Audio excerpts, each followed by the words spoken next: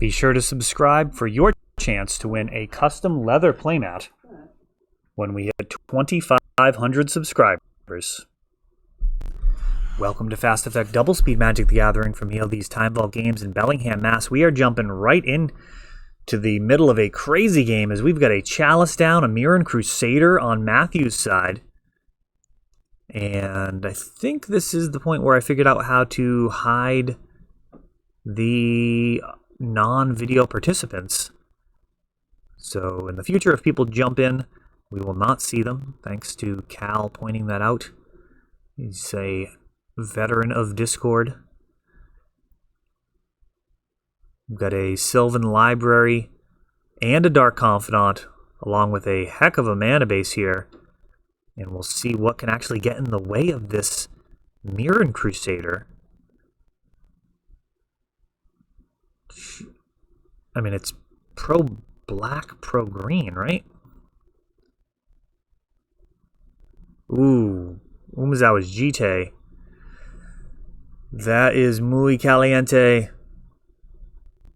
The Umezawa's Jite can be used after first strike damage. However, Mark has the Abrupt Decay, so that is going to keep him alive.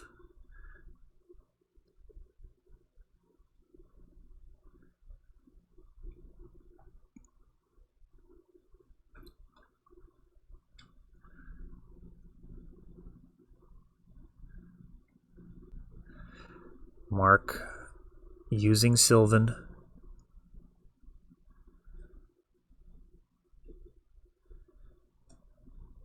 Deciding which ones to keep.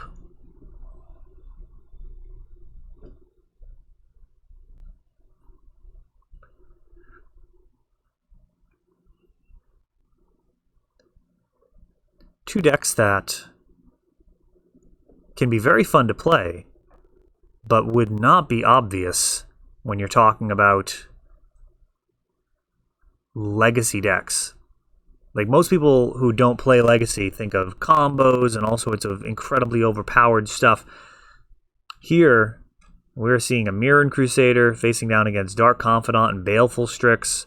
Got some Chalices. I mean, the Mox Diamonds are cool, but, you know, hardly insurmountable as this Mirror and Crusader might actually be able to get there. It's really the Wastelands and the Chalices that are mostly limiting what's going on for Matthew. And his deck pretty well positioned against those. He's got a ton of basics. And Oko, another card that can't stop Mirror and Crusader.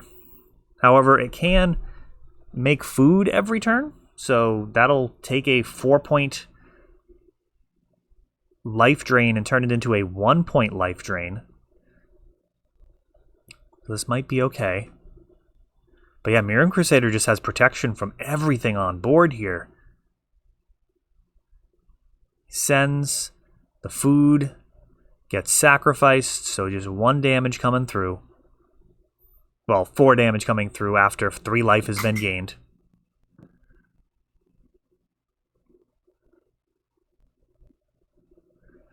And Dark Confidant now is potentially dangerous. Mox Diamond, a super friendly card to be flipping, especially with Sylvan. Very often going to have some extra lands that you're fine to discard. Though without life from Loam because of the Chalice, I mean, it's kind of neutral. It's like you play the land and have a dead Chalice, or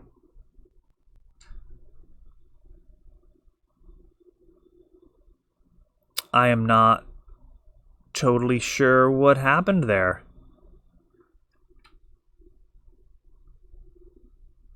So Mark could have possibly died there. He could have been dead to the Mirror and Crusader. He might have been at like 1 life. He did use a food earlier, which would indicate that he was pretty low on life. I don't know. This is definitely an argument for having very clear life totals on camera. So any of you guys playing in the events, you know what I should do? I should do a video with all of the things that I have found to be helpful. The life counter app, that shows up pretty well for me. This scorekeeper app, this thing shows up very well on camera, as you can see.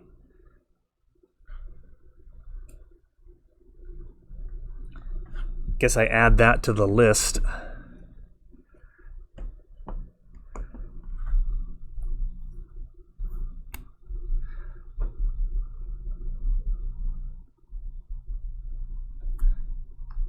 Little whiteboard list here. Finding all sorts of uses for these remarkable tokens. So we'll see how this goes based off of these next two games.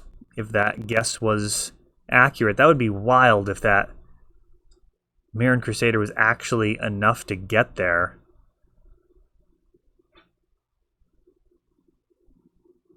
I mean, it looked to me like Mark scooped up first. So, might have been because I was watching that side of the board. All right, a bunch of shuffling there, and we are off to game 3. They Mox Diamond, but no follow-up, so just a Verdant Catacombs and a Mox Diamond available. Dead Guy Ale, somewhat similar in a few ways to Death and Taxes. A little bit more aggressive, but the discard is really probably the primary differentiator. Being able to go after your opponent's hand is a big part of the justification from straying from that rock-solid mono-white mana base. The draw engine of Dark Confidant also pretty relevant. Though Death and Taxes does have a little bit of a draw engine in it now, thanks to Recruiter of the Guard. They can get Flicker Wisps and just really create a pretty significant amount of card advantage. We've got a food token being created by Oko, and a turn 2 Oko feels significantly better than a turn 3 Oko. Let's see what Matthew is able to do to deal with this devious Planeswalker. Renin 6 took a lot of heat. But Oko is still hanging around. And, oh, is that Eliminate? I think that might be Eliminate. Nice. I couldn't figure that out in a previous video. Another Oko just quickly replaces his fallen copy. And Mark just gets the business. He turns that food into a 3/3 and turns it sideways.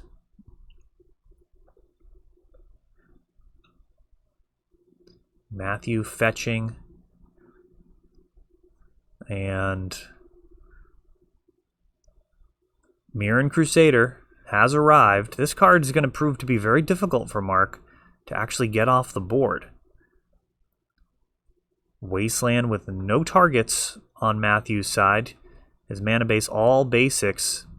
Oh, Plague Engineer. That's actually a pretty legitimate way of containing this Mirren Crusader. If he picks up equipment, though, he'll still be super dangerous.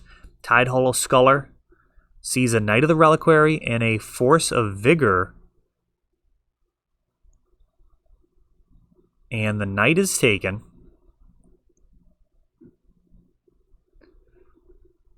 Force of Vigor will be able to just take out the Tidehollow Sculler soon. Oh, wow, he's got a follow-up.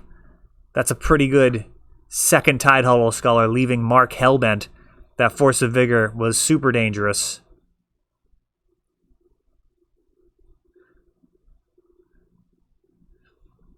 And no way that he could have known Mark would have been better off exiling the Knight of the Reliquary to get rid of that Tidehollow Sculler, as he was going to lose both cards anyways. Well, that's not entirely true, because then the other Tidehollow Sculler would have just come down later if he wasn't able to play the card for turn. Though at this point he's going to be able to play everything he draws. So who can say? But Swords to Plowshares takes out the Plague Engineer and unlocks all the potential here. Mirren Crusader and Dark Confidant now. Humans, brothers in arm, ready to try and take this game back.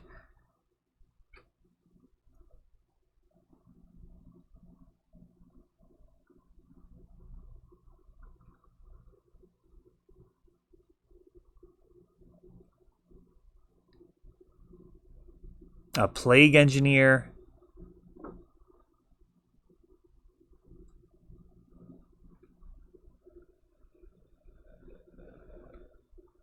What am I... Oh, it must have been a Toxic Deluge, sorry. Toxic Deluge, I'm assuming. It looked like a Plague Engineer, but the effect, I think, had to be a Toxic Deluge, as Mark picks that game up with the Board Sweeper.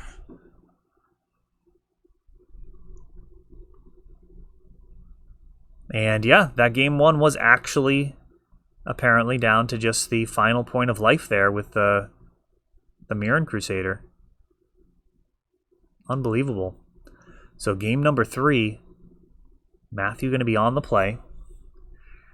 Toxic Deluge has been in some very interesting games on the channel. I recall a matchup where a player had used Natural Order and they had the decision of getting a Progenitus or a Crater Hoof. The Crater Hoof would have left their opponent with a few points of life left.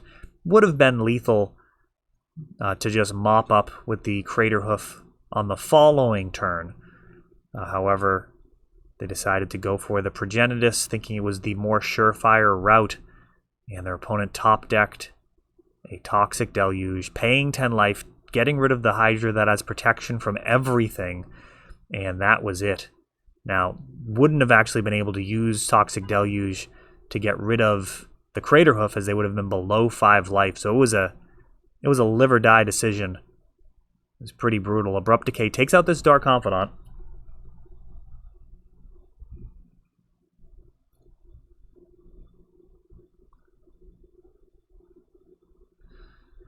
Hymn to Torok being fired off here.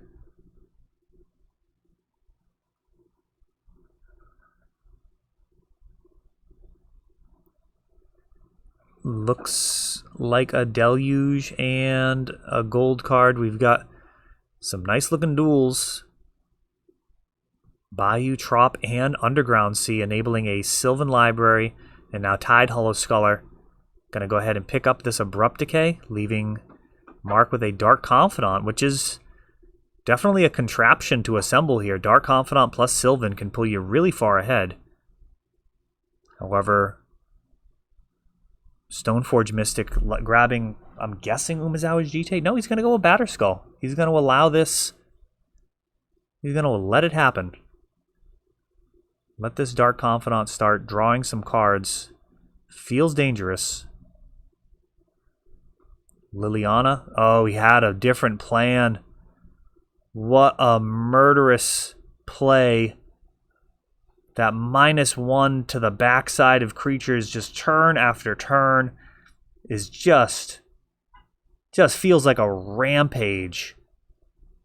You look at a handful of X1s and across the board at this 3-mana Lily, and there is just so little hope. Her minus is not nothing, especially in a deck like Dead Guy Ale where you have a variety of dangerous cards that can work with it. We've got Mother of Runes getting taken down a notch here by the Plague Engineer, but the rest of the board seems fine with it. And Plague Engineer is just going to have to sit here and watch as Lily ticks up, potentially toward her ultimate. We've still got the Batterskull to worry about. I mean, this is a very dangerous situation here for Mark. Life from the Loam gets back a land, and that land is sacrificed. Getting a shuffle, letting Sylvan take a look at 3 fresh new cards.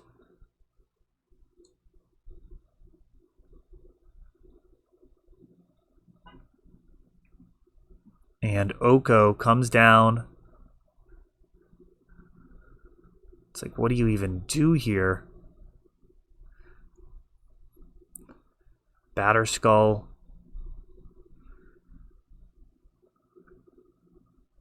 This is this is not great. Swords to the Plowshares just takes out the Plague Engineer. And now Oko gets easily cleared by the Germ and Zombie tag team. Liliana ticks up her ultimate, waiting in the wings.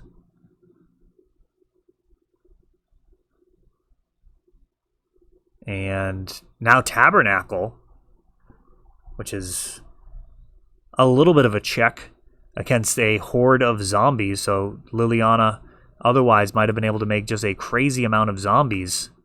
But we've got a Tabernacle along with Life from the Loam. Euro is escaped. And 3 mana being paid for these 3 creatures. Inquisition grabs a Baleful Strix. I mean, it's a quality card. Liliana ticks up, shrinking Euro to a 4/5, which is still a problem. Wow, this Tabernacle putting in some work. You can tell the Italian coloring there. Just like a player's Tabernacle. I remember getting a Tabernacle for $20 way back in the day when it should have been more like $40. The players just hated the card so much that they literally just wanted it out of their local meta. This was probably about 20 years ago or so.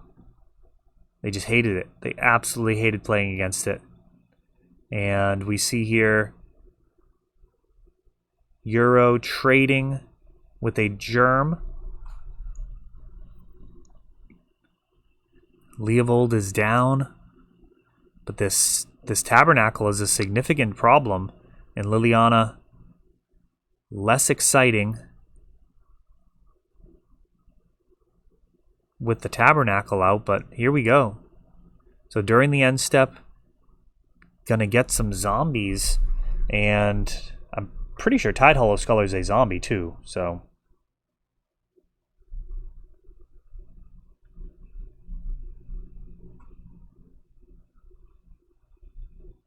Yeah, he's totally a zombie.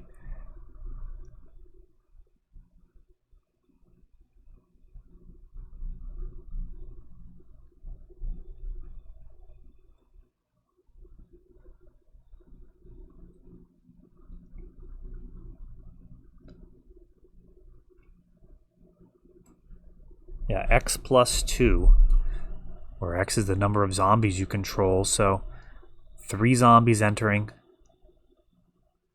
Matthew looks like he needs some more zombie tokens. We actually do have all of our tokens sorted here, thanks to Cal. So, Matthew, if you need any more zombie tokens, we have probably all of the ones ever printed. I mean, certainly the ones that came out of booster packs. All sorted. Life from the Loam, recurring some lands. And it is really not obvious how this is going to play out. I mean, Batterskull can turn a zombie into a 6/6, which is probably a worthwhile endeavor at some point. Zombies are let go. It's just going to be tough to free up the mana. Let's see how this plays out. A Thoughtseize. Abrupt Decay takes out the Tide Hollow Sculler in response. That gets back another Abrupt Decay. And then Abrupt Decay again. The Thoughtseize did target, so that's going to get a card into Mark's hand. And that Mox Diamond can be taken now with Thoughtseize, leaving him with Cabal Pit and Wasteland. But there's the emblem on the board, so during each end step, Matthew will just be getting some zombies. Just a never-ending barrage. I don't think we've seen too many times where there was an ultimate with Lily and the game continued. Very often it's just an immediate concession, but this is going to be awkward. We've got Euro being on his way to escape 5 cards exiled. I mean, he can't do that indefinitely.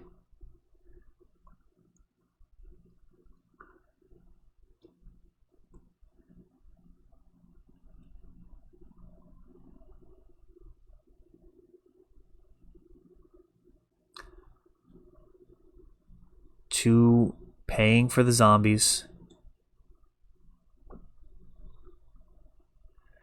During the end step, going to get 4 more zombies.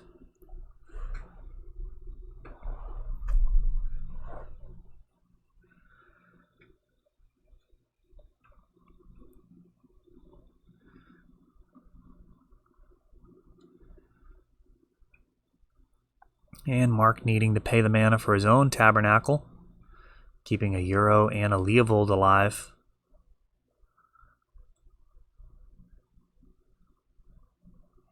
I guess Euro can gain some life, draw a card, potentially facing down 8 zombies, swinging back.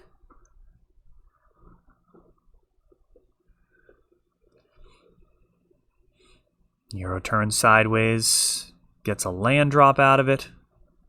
Plenty of mana. And Matthew does, in fact, trade off 3 of his zombie tokens to take down the Euro, who can just come right back, and likely will. Unless Mark has some other more worthwhile thing to do. Oh, does he not have enough cards left in his graveyard? They do run out pretty fast. 3 cards at a time, or 5 cards at a time. Swords to Plowshares targets Leovold, and Mark returns it to his hand. Swords to Plowshares takes out a zombie token.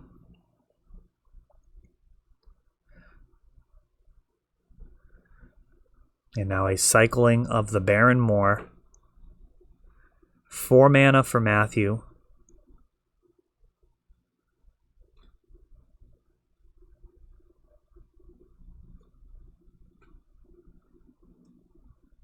There may be a line here involving picking up Batterskull and then recasting it at some point just to get the life gain going. The zombies will rebuild in time anyways.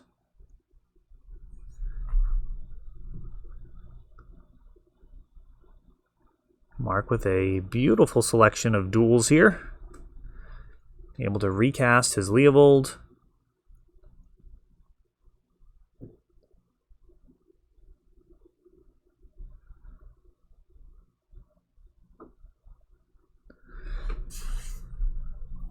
Jam a Mox Diamond.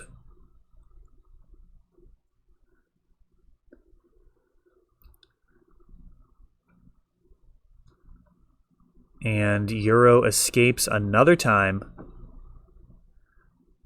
A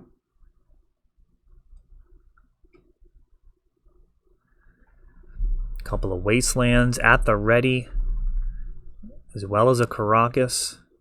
And 3 mana Knight of the Reliquary, who is kind of at odds with Euro. I mean, Knight of the Reliquary cares about having cards in the graveyard. Euro ends up devouring those cards. Mark blocking 1 each on those zombies, and 3 zombies enter during the end step.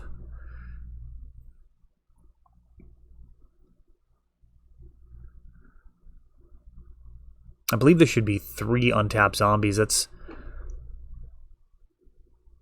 think that 2 is either incorrect or Matthew is just doing that differently than what people typically do.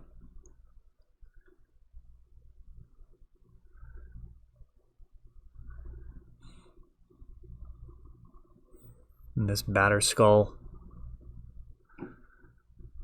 hasn't had a chance to really do anything. Matthew unable to find his 5th basic land so far. Oko has come down and takes out the Batterskull. Well, it turns it into an elk. But at this point, that is pretty much the same as just destroying it. Euro swings. And Matthew actually taking the damage this time. I would have expected... Oh, not taking the damage, okay. So those 3 zombies take out the Euro. Batterskull was not paid for, it looks like. Perhaps an error. Oh, and Wasteland finally shows up. Dark Confidant. But at this point, I mean, I feel like there's still a Life from the Loam in play here somewhere. The ability to get back Tabernacle often just creates inevitability, but here, I mean, this emblem is just doing work.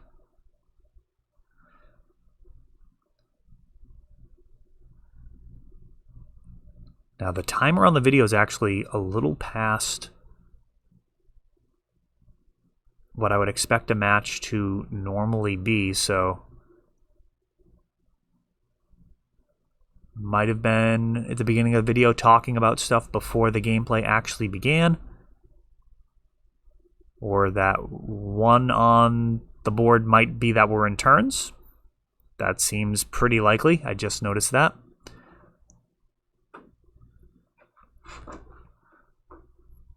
Life from the Loam. Oh, unless that was mana. We'll see. This will become clear very soon. Wasteland targeting Wasteland. Wasteland takes out Tabernacle. Baleful Strix comes down.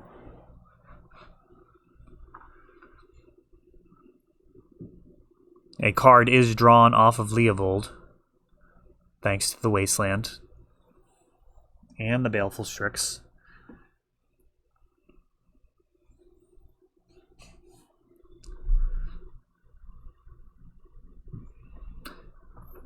Oko elks that Dark Confidant.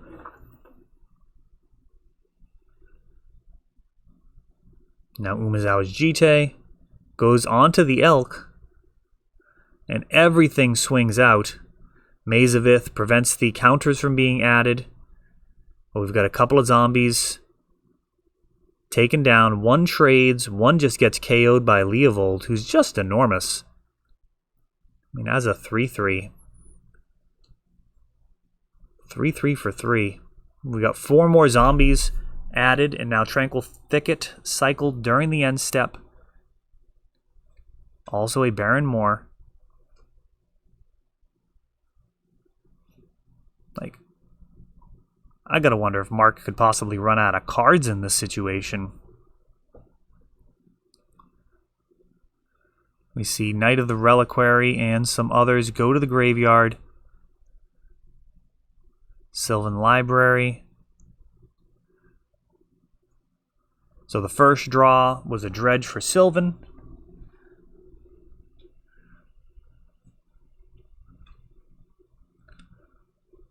Or the first draw was the draw for turn, and then Sylvan. Then you got to put 2 back from Sylvan.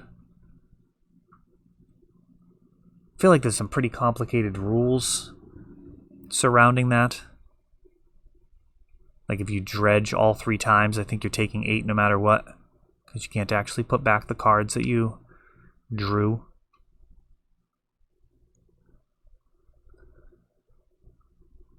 Euro comes back, but I mean, Tabernacle has rejoined the situation. Cabal Pit has as well. Oko requires a spin down die at this point, making Umezawa's Jite into an elk as well. Paying 4. And, oh, interesting. Matthew actually letting go of the larger creatures here. So he's getting 6 zombies during the end step. He's got 4 that can stick around each turn. And I wonder if he's actually just going to try and deck them here. Is that the game plan? Just ride out these 10 zombies that'll just keep happening each turn? I mean, probably doesn't actually have enough time for that, given that this is game 3. If he was up a game, I would say that'd be a totally valid strategy. But I don't know that he's actually going to have the time to make this work. Knight of the Reliquary gets tutored up.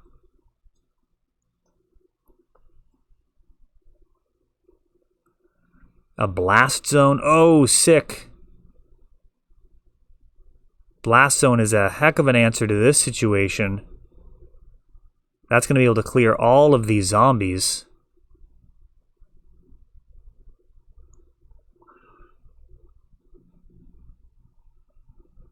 Three are paid. And then see if this ends up being lethal. I mean, it's got to be a lethal swing with these two knights. What a game this has been. Swords to Plowshares. It's going to allow for another card draw. Euro gets bounced back to hand with Caracas. End step, making a whole bunch of zombies. Oh, well, Blast Zone comes in with a counter. Crap. That is not going to work.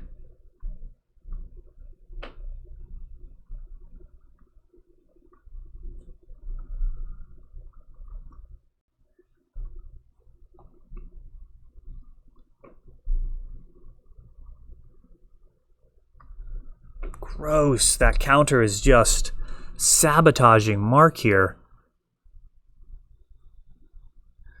Not able to clear the tokens.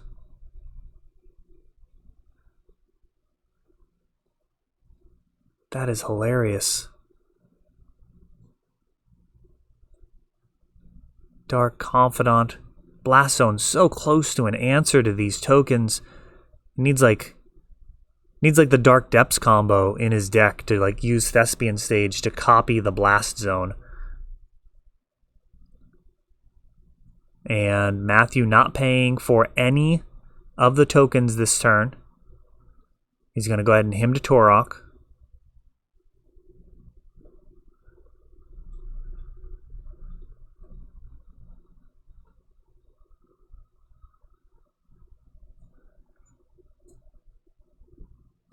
A 3-mana Council's Judgment.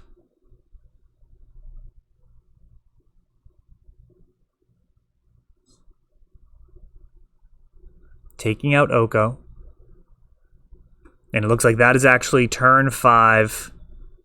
So ends up being a draw. It would have taken a long time to sort that out. That is why we have time limits in tournaments, because that could have went on for quite a while. It may have eventually ended with Mark getting decked, as I don't know if he would have been able to get past those 10 zombies that would just keep recurring on Mark's side. That is all for this one, but don't worry, there is a lot more. You can check out our older videos, and we're always putting out new videos from ELD's Time Vault Games in Bellingham, Massachusetts. If you want to help the channel, of course, you can like, subscribe, share, tap that notification bell so you can know the next time our new videos come out. Thanks for watching.